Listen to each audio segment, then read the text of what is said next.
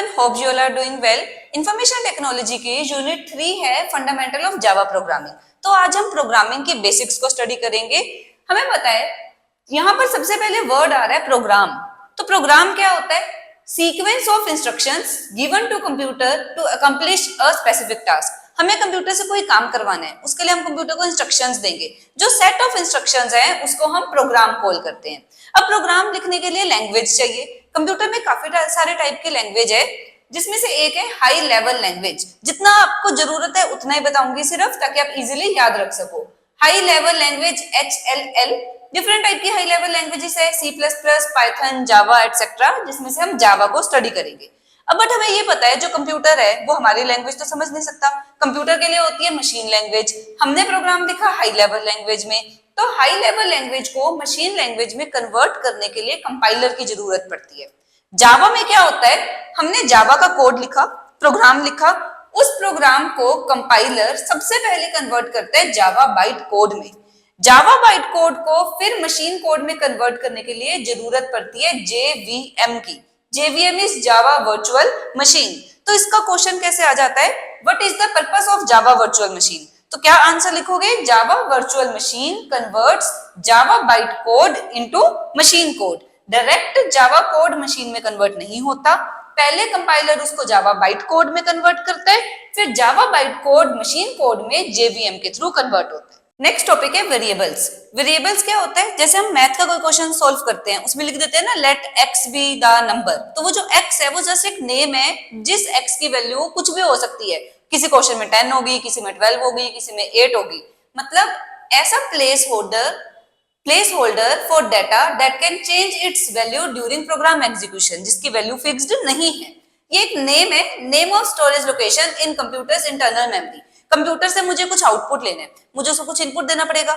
Input को कोई ना कोई नेम देना है, जैसे let a is equal to 10, b is equal to 20। तो जो मैं नेम दे रही हूं ये नेम वेरिएबल है। ये होता क्या है? स्टोरेज लोकेशन है। मतलब इस 10 को मेमोरी में एक जगह मिल गई, उस स्टोरेज लोकेशन का नेम हो गया a। ऐसे 20 को एक लोकेशन मिल गई जिसका नेम हो गया b। अब रूल्स के वेरिएबल नेम लिखने के, ए बी जैसे एक नेम है, वेरिएबल नेम हम आगे प्रोग्राम करेंगे। जब हमने वेरिएबल को डिक्लेयर करना है तो क्या रूल्स फॉलो करने हैं वेरिएबल के नेम के लिए? सबसे पहले तो अल्फाबेटिकल कैरेक्टर से स्टार्ट हो सकता है, अंडरस्कोर से स्टार्ट हो सकता है, या डॉलर साइन से। एग्जांपल वैलिड माना जाएगा अगर मैं लिख रही हूँ SUM अंडरस्कोर डिजिट, बीच में आ रहा है अंडरस्कोर तब भी चलेगा। अंडरस्कोर सम, ये भी एक वैलिड नेम माना जाएगा। बट गुड प्रैक्टिस यही है कि आप किसी अल्फाबेट से शुरू करो अंडरस्कोर या डॉलर की जगह, बट अलाउड है अंडरस्कोर का सिंबल भी और डॉलर का सिंबल भी। Next, spaces are not allowed. जैसे मैंने सम और डिजिट लिखना था, मैंने स्पेस नहीं दी, स्पेस की जगह अंडरस्कोर दिया, क्योंकि स्पेस अलाउड नहीं है।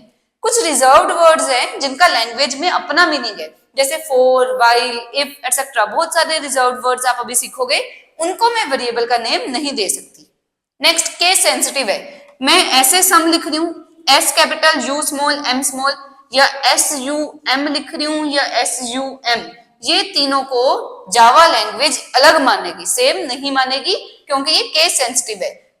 अपर केस और लोअर केस दोनों को सेपरेटली डील करती है। Should be meaningful. जो भी आप वेरिएबल के नेम दे रहे हो मीनिंगफुल होने चाहिए, कुछ मीनिंग होने चाहिए। अगर मीनिंगफुल नहीं होंगे बाद में हमें प्रॉब्लम आएगी। जब हम प्रोग्राम रीड करेंगे हमें याद ही नहीं रहेगा कि इस वेरिएबल का क्या पर्पस था। तो इसलिए मीनिंगफुल नेम्स होने चाहिए। हमने पढ़ लिया वेरिएबल्स के बारे में। वेरिएबल्स क्या करता है? कोई डाटा स्टोर करता है। अब किस तरीके का डाटा स्टोर करता है उसको बोलते हैं data type. What type of data a variable can store. इसके अलावा डाटा टाइप और क्या बताता है? How much memory to reserve. एक वेरिएबल के लिए कितनी मेमोरी रिजर्व करनी है। हमने एसक्यूएल में भी कुछ डाटा टाइप्स करे थे, example int, date, character, varchar etcetera. वैसे जावा में टोटल 8 टाइप के प्रिमिटिव डाटा टाइप्स होते हैं। प्रिमिटिव इनबिल्ट समझो, जो पहले से ही सिंपल डाटा टाइप्स हैं।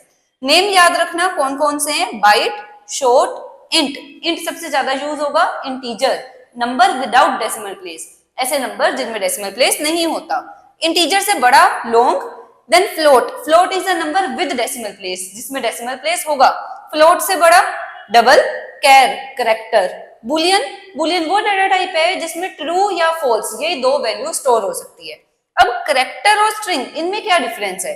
करेक्टर या कैर स्टोर्स सिंगल करेक्टर, एक करेक्टर को स्टोर करता है, एग्जाम्पल CHAR कैर वर्ड लिखा, आगे लिखा जेंडर। ये जो जेंडर है वो एक वेरिएबल नेम है जो एक लेटर स्टोर कर सकता है, और सपोज मैंने वो लेटर दे दिया M।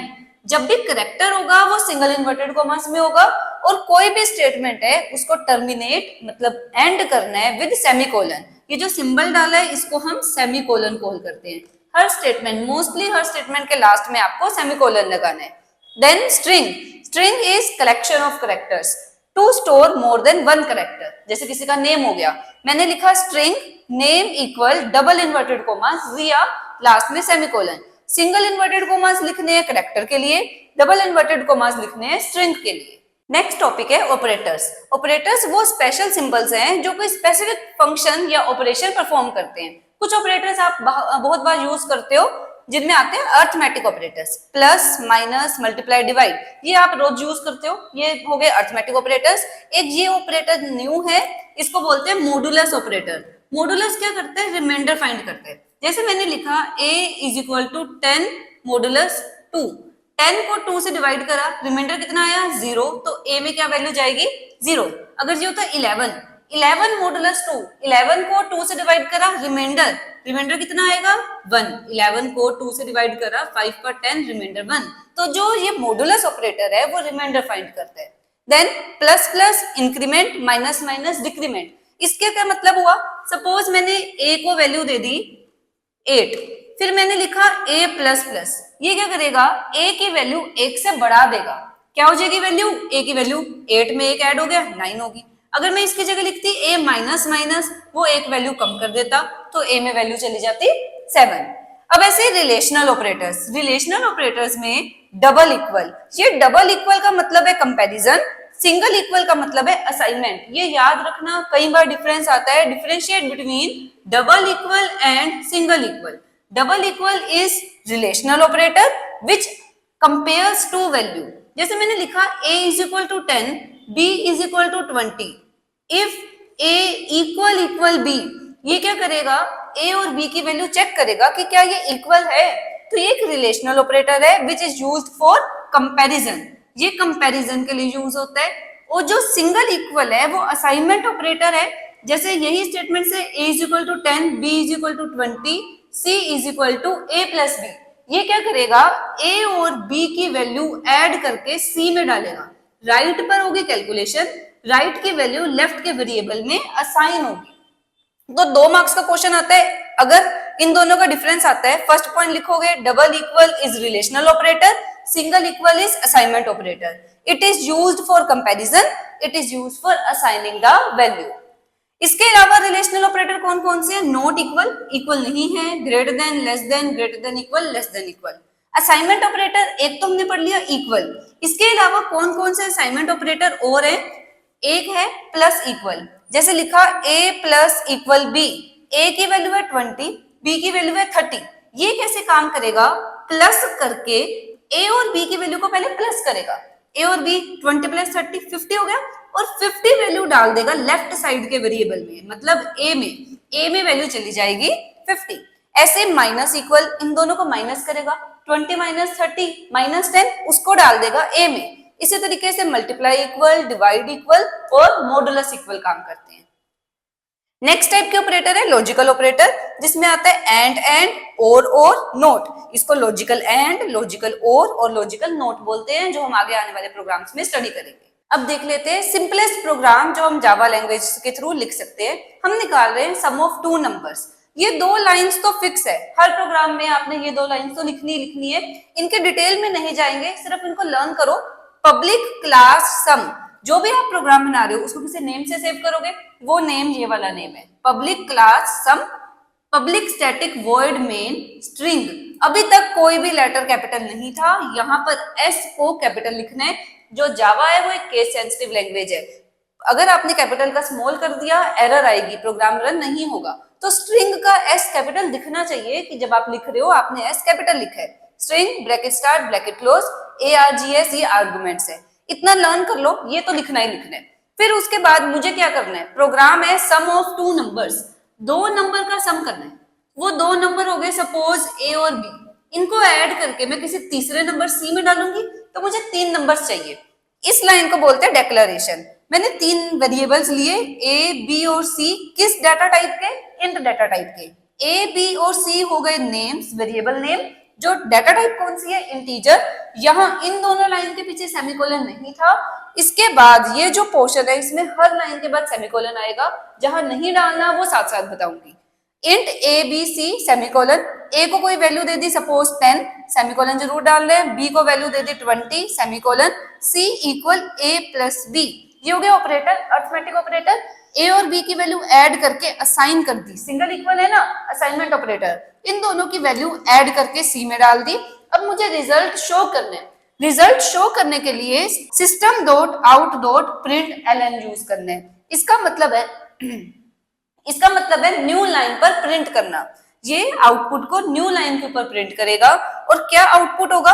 जो ये डबल इन्वर्टेड कॉमास में होता है वो तो एज इट इज प्रिंट होता है। इन दो डबल इन्वर्टेड कॉमा के बीच में जो लिखोगे वो एज इट इज प्रिंट हो जाएगा। उसके बाद प्लस सेपरेट करना है, जो हमारे स्टेटमेंट है और वेरिएबल है उसको प्लस से प्लस सी लिखा। यहाँ सी की जगह जो सी की वैल्यू है वो प्रिंट होगी। 2 ब्रेसेस स्टार्ट थी, एक ये ब्रेस स्टार्ट, एक ये ब्रेस स्टार्ट, उन दोनों ब्रेसेस को लास्ट में कर देना है बंद। तो अब जब आप इस प्रोग्राम को रन करोगे आउटपुट आएगा सम इज, फिर उसके बाद प्लस सी। जो सी की वैल्यू है 10 + 20 30, इसकी जगह पर वैल्यू प्रिंट हो जाएगी 30। अगर आप यहाँ आंसर इज लिखोगे तो आंसर इज आएगा। जो भी डबल इन्वर्टेड कॉमा के बीच में लिखोगे वो सेम प्रिंट होगा। प्लस के बाद वेरिएबल की वैल्यू प्रिंट होगी। तो ये था सबसे सिंपल प्रोग्राम। इसमें कंट्रोल ऑफ फ्लो क्या है? कंट्रोल ऑफ फ्लो मतलब प्रोग्राम कैसे चल रहा है, हर स्टेप सीक्वेंस में चल रहे हैं। टोटल 3 तरह के कंट्रोल्स हो सकते हैं, सीक्वेंस, सिलेक्शन, इटरेशन या रिपीटिशन। सबसे पहला हमने कर लिया सीक्वेंस, जिसमें वन आफ्टर अनदर सारे स्टेप्स एक के बाद सीक्वेंस में एग्जीक्यूट हो रहे हैं। नेक्स्ट जो हम करेंगे वो करेंगे सिलेक्शन। सिलेक्शन का मतलब होता है जब 2 पाथ में से एक पाथ फॉलो होता है। सपोज आपने बाहर देखा वेदर कैसा है, अगर वेदर रेनी है तो आप अम्ब्रेला कैरी करोगे, अगर नहीं रेनी तो आप अम्ब्रेला कैरी नहीं करोगे। तो 2 पाथ हो गए ना, उसमें से एक सिलेक्ट करोगे, वो होगा सिलेक्शन। थर्ड कंट्रोल करेंगे हम इटरेशन। इटरेशन को रिपीटिशन भी बोलते हैं, जिसमें हम लूप्स पढ़ेंगे। रिपीटिशन लूप्स मतलब एक step more than 1 times repeat करना। आई होप आपको जावा का इतना जो हमने करा है आज यूनिट वो समझ आया होगा। मिलेंगे नेक्स्ट वीडियो में जिसमें हम सिलेक्शन से स्टार्ट करेंगे। Till than happy learning.